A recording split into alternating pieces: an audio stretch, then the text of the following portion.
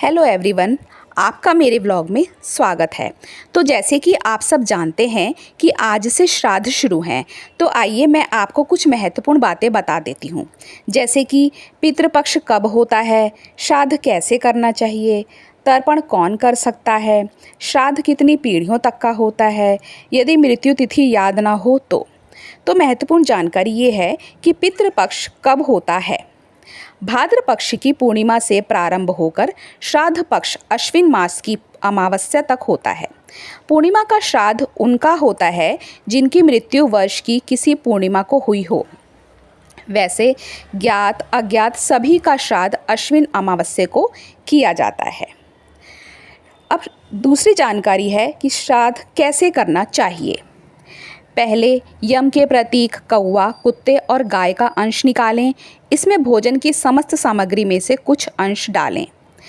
फिर किसी पात्र में दूध, जल, तिल और पुष्प लें। कुश और काले तिलों के साथ 3 बार तर्पण करें। ओम पितृदेवताभ्यो नमः पढ़ते रहें। वस्त्र आदि जो भी आप चाहें पितरों के निमित्त निकाल कर दान कर सकते हैं। तर्पण कौन कर सकता है? पुत्र, पौत्र, भतीजा, भांजा कोई भी श्राद्ध कर सकता है। जिनके घर में कोई पुरुष सदस्य नहीं है लेकिन पुत्री के कुल में हैं, तो घेवता और दामाद भी श्राद्ध कर सकते हैं।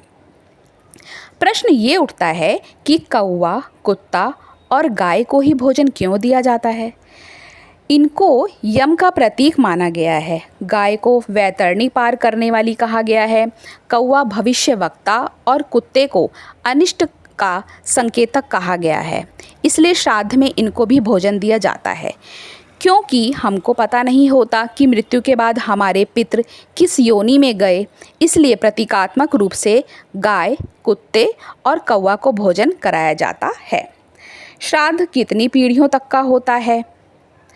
श्राद्ध केवल 3 पीढ़ियों तक का ही होता है।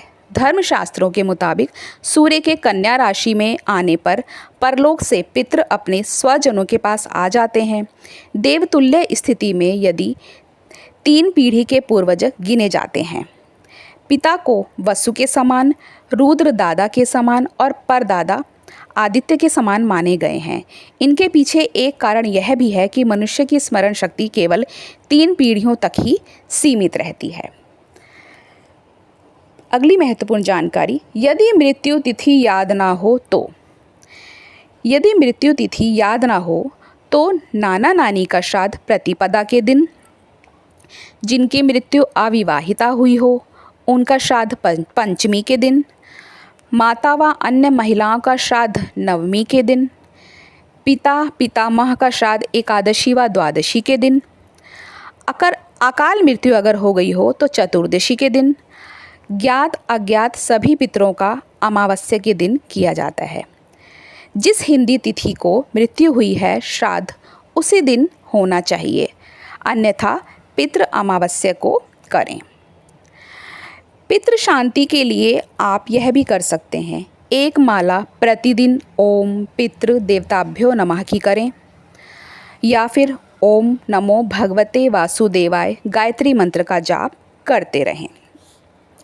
तो मित्रों, यह तो थी श्राद्ध से संबंधित जानकारी। आशा है आपको ज़रूर पसंद आई होगी।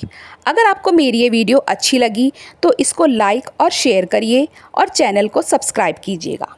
धन्यवाद।